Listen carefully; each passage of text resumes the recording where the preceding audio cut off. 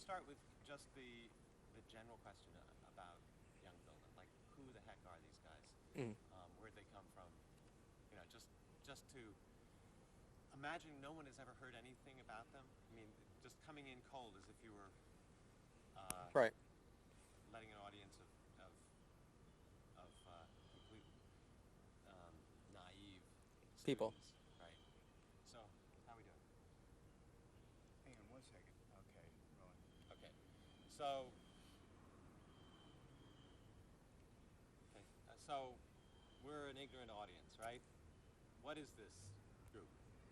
Well, Jung Vilna, or Young Vilna, is really the last major collection of artists and writers, fiction writers, poets, in interwar Poland, in the city of Vilna, today Vilnius.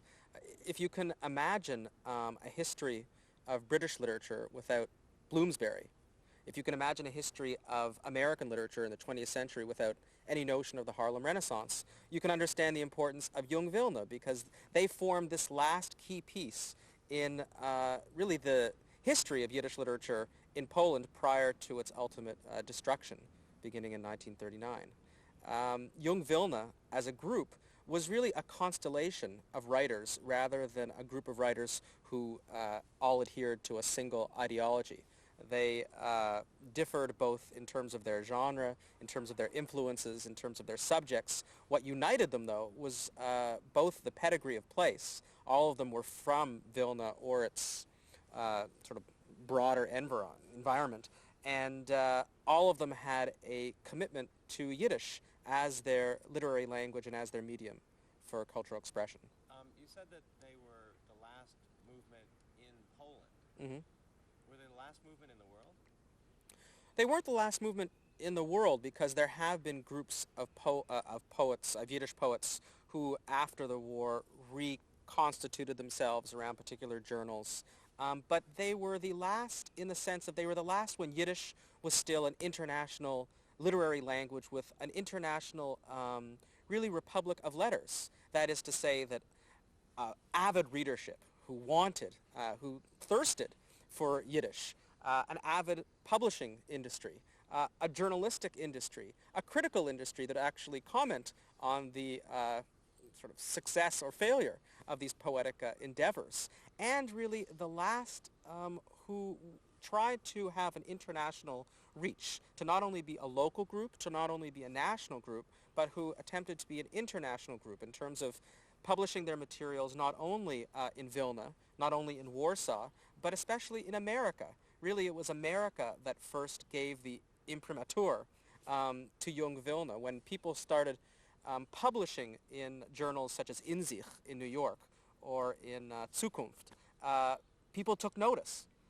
And suddenly people in Vilna recognized, aha, we knew that these people were good, but they're very good. And if major established older Yiddish poets and critics in America say they're good, well, then we better take notice and nurture our young people who live around the corner from us. You talked about nurturing, and that was a point that you made before. Mm. It was kind of an unusual relationship between this group and the establishment of Vilna. Could you talk about that a little bit? Well, the interesting thing about Jung Vilna, which differentiates it from earlier sort of avant-garde young literary groups in Poland, is the fact that other groups, such as the Chaliastra group, such as Jung Yiddish coming out of Lodz, the Kiev group in the Soviet Union, all really used that generational moment as a reaction of independence, to basically say, we are sick and tired of writing the same type of materials about the shtetl. We don't like the material in the naturalist vein. We want to write as well as the European writers, if not better. That is to say, if symbolism is what is in, then we're going to be the best symbolists possible. Now, this reaction, though, resulted in the fact that as good as their modernism was, these earlier groups essentially lost an audience. They didn't have a popular audience, and many of the participants of these eventually dispersed in various directions, such that none of these groups really were able to maintain any staying power over the long term. Young Vilna was different because it was able to synthesize both aspects of its name, the energy, the creativity, the vibrancy, the vigor of youth, with the respect for cultural inheritance that Vilna, the very name Vilna, represented. Now, in terms of the individuals, really there was a tripartite influence on the writers of Young Vilna: poetic, journalistic, and we could say educational.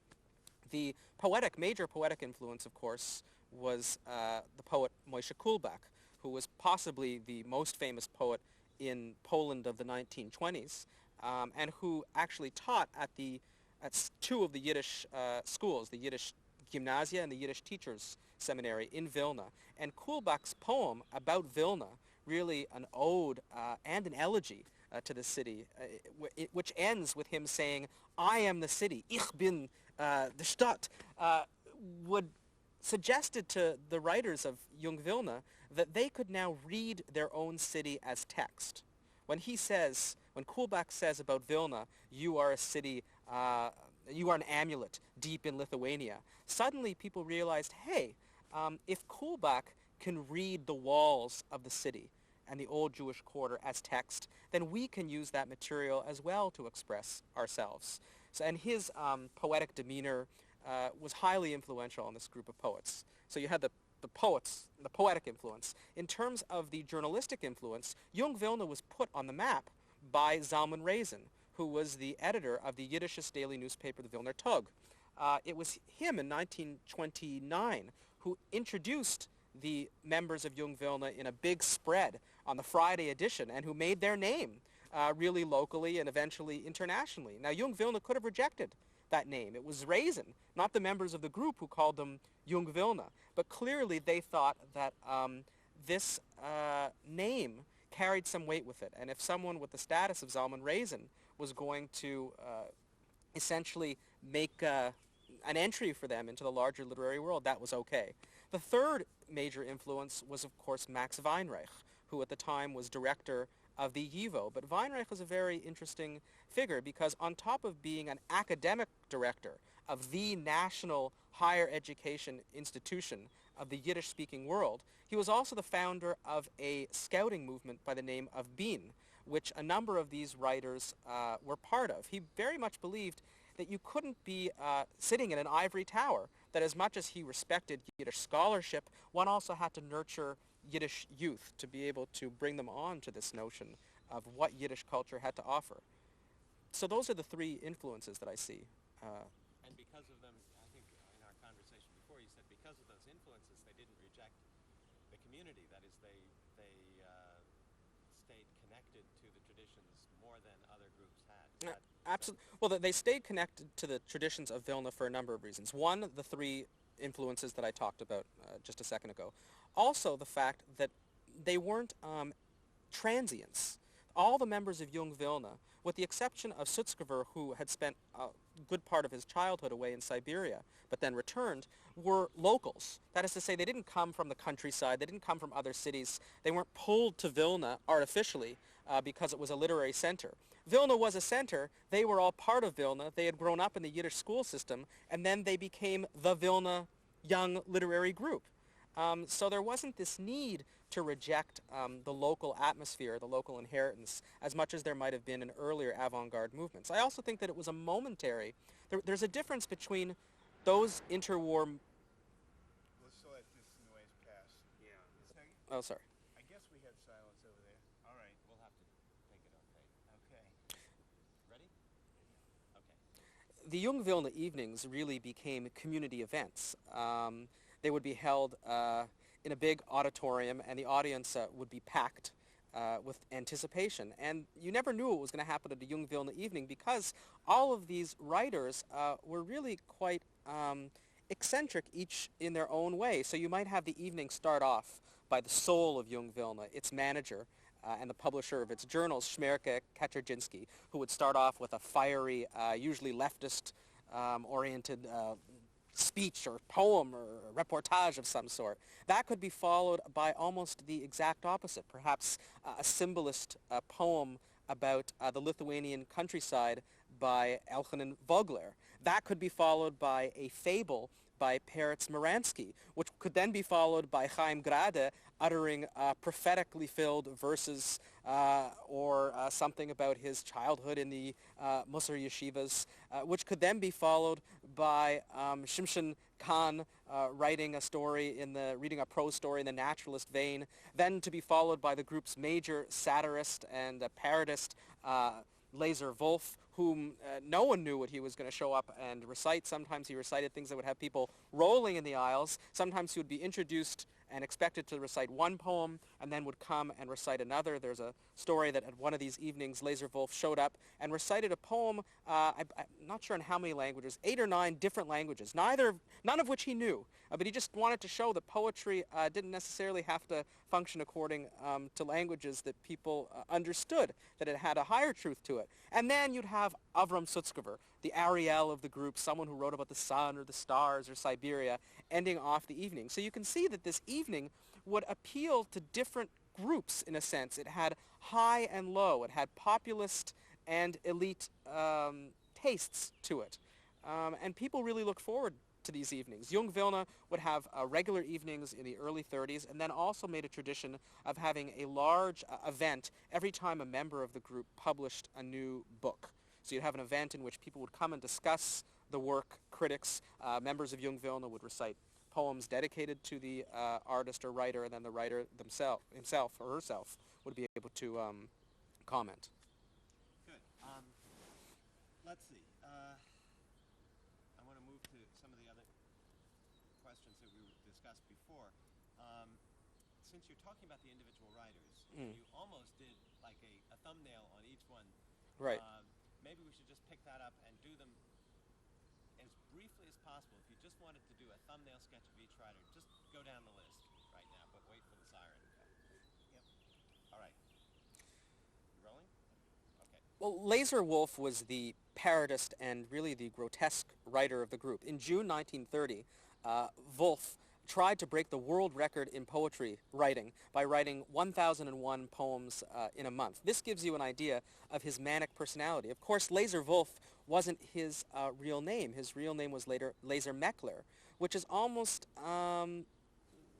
goes to show just how much these poets or these young writers, aspiring writers, had to invent a poetic identity for themselves. Lazer Wolf striking one as the strident speaker of truth who's going to tell it like it is. And he really took on different avenues of the literary landscape. He parodied European writers. He wrote in the vein of Heine. He wrote things about Goethe. He also tried to write a long Yiddish poem, not using the Yiddish-Hebrew alphabet, but using the English alphabet, marketed or modeled after Longfellow's Hiawatha.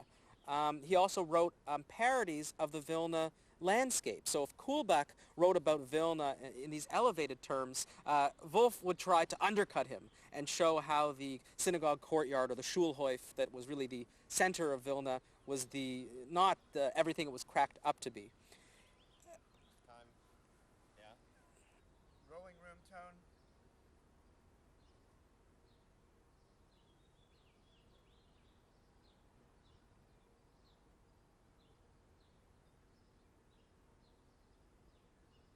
Enough? Okay, that way. And okay. Chaim Grade, another interesting member of the group, had been a student at the Musar Yeshiva in Novardok, which was really the most hardcore. Okay. Start again. Okay. They okay? Yep. Yeah, they'll be quiet. Chaim Grade was really, I'll start again. Chaim Grade attended the Musar Yeshiva in Novardok, which was really the most hardcore type of ethical religious education you could find. Immediately, around 1930, he left the yeshiva, completely rejecting everything it stood for, and decided that he was going to become a great poet. After the war, he became a fiction writer, much more. But Grade really was influenced by writing prophetically inspired verse. He really believed that in a secular universe, the poet could be the moral voice of the community as opposed to the prophet. So he recast himself as the secular prophet in a sense. The guys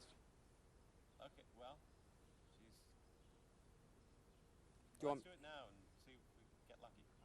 Okay. Grade really believed that in a secular world, the poet was the sort of prophet of the community, and he really tried to cast himself as that. He not only wrote poems about his former experience in the yeshiva, but really wrote poems that would respond to the thirst for some type of prophetic voice. His first book of poems, Yo, yes, was really everything that his religious education wasn't. If religious education is trying to say no, no, no, his poetry was trying to say yes. And in one of his famous lines, Grade said in this first book of poems, I don't want to be the bird who just sits on the branches of the twigs and sings. I want to be something else, meaning I'm not just going to be the inheritor of this tradition and have this burden on my shoulders. I want to make an independent voice for myself in the world.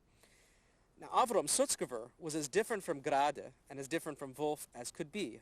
He was initially rejected from the group because he was seen as much too much of an aesthete, writing about the sun and the stars and nature and the snow and his childhood in far-off Siberia.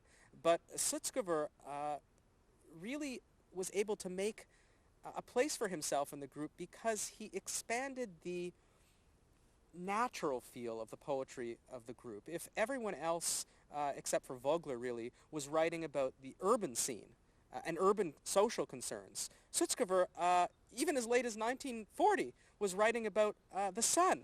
He was really the optimist of the group. He has a famous poem called In a Writer's Tavern, which ends, published in 1938, which ends with the following phrases. Die Sonne geht auf, die Sonne geht auf mit Wunder naim. Chaverim, gieß die Bechers on, l'chaim zu der Sonne, l'chaim, which translates as, friends, the sun is rising, fill up your glasses with liquor anew, to life, to the sun, to life. This is amazing to be able to write something like this in 1938 of all times. He also wrote in the same poem, Unser Muse is a mezuzah, was gliedert auf ein alter Tier.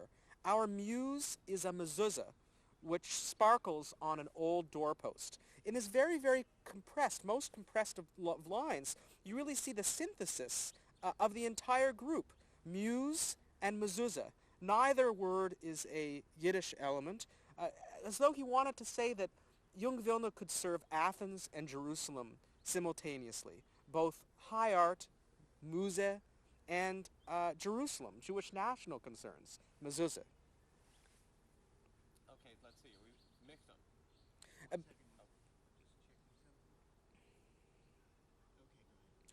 Benzi Michtam was the one of the artists of the group, along with Rachel Sutzkever, and he created or crafted the covers of the first two Jung Vilna journals in 1934 and 1935, and also designed the Jung Vilna emblem.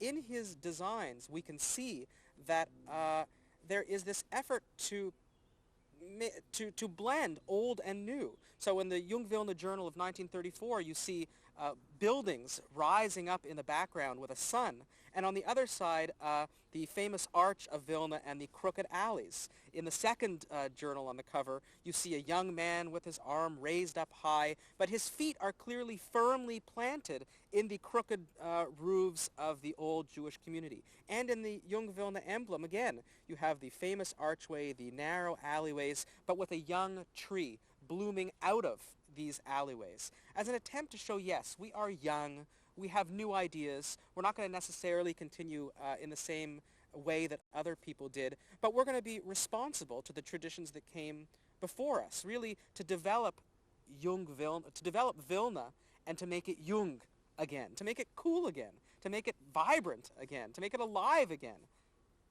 Great. Wolf and Sutzkever Yeah, both, right? right. Okay. There's another one coming. Circling.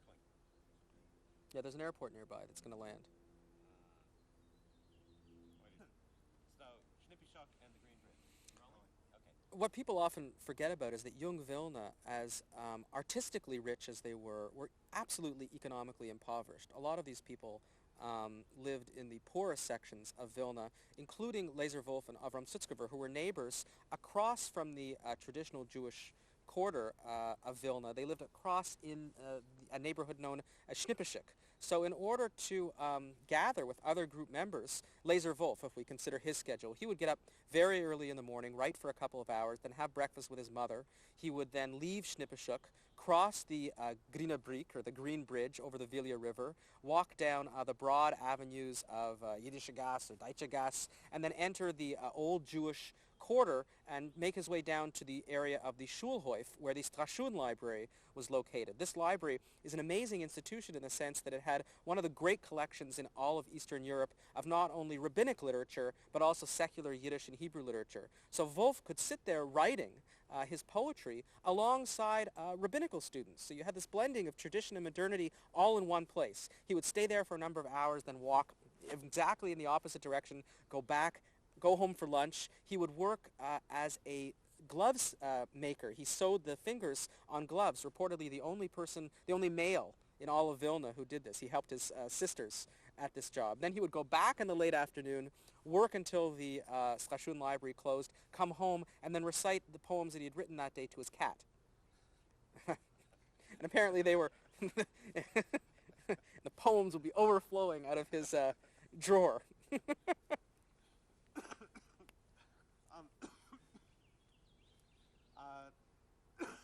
Excuse me. Can we put Young Vilna into the context of either Young Vilna or Vilna itself into the context of the Jewish cultural movements in the 20s and 30s? You did say before that it was the last movement within Poland, but I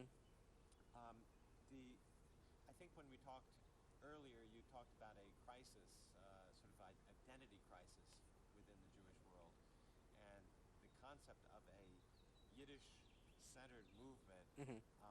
How did that fit into this global issue that was facing the Jewish community? Well, the interwar period was a period of political and economic crisis for the Jewish community of Eastern Europe, particularly in Poland, because as the political and economic opportunities for the Jews became narrower and narrower, Jews had to turn back on their own culture to try to figure out for themselves what exactly their future was going to be in Poland, or whether it was going to be in Poland at all. So you have a division, a political division of the community in umpteen different ways. You have Zionists who believe that everyone should all of a sudden move to the land of Israel. You have people who say immigration. You have people who assimilate into Polish culture. You have converts. You have people who believe in cultural autonomy in the Polish lands. And you have Yiddishism, which really tries to suggest that a independent, autonomous culture for the Jews can be based around the Yiddish language and the culture that it produces. In a sense, I see Vilna the same way that I think Echad Ha'am saw the nascent Jewish community in the land of Israel. That is to say, Echad Ha'am didn't believe that you could transport millions of Jews from Eastern Europe all of a sudden and plant them in Palestine and hope to have a vibrant community.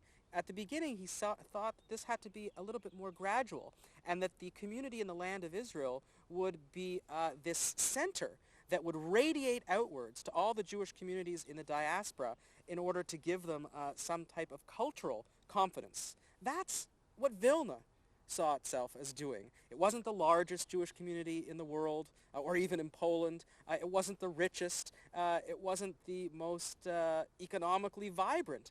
Yet they thought that if they could do Yiddish right, academically through the YIVO, artistically through Jung Vilna, through theaters, through the Yiddish secular school system, they could be this small kernel of Yiddishism and cultural autonomy that could set an example for all the other Jewish communities struggling with these questions in the diaspora. And really, that is the legacy of Vilna. We see all of these, I don't know what I'm saying. Well, no, you're doing well. This is good. You can come back to the question we asked before, the founding of YIVO in 1925, the founding of Hebrew University Right. in 1925, the germ of at least the dream of a Right. Yiddish world. I mean, Yiddishland Right. that never Right. existed, Right. but was maybe everybody could get on board. Right. When I talk to my students and talk about Yiddishland, they suddenly run to the encyclopedias and they realize that there is no Yiddishland. Perhaps not geopolitically. There never was a Yiddishland. But Jews in Eastern Europe at the time knew very well what the borders of this imagined community were all about and where they extended. We'll wait. Yeah. Okay. I can walk over there for 2 seconds and just tell her that we're filming. Can she wait half an hour?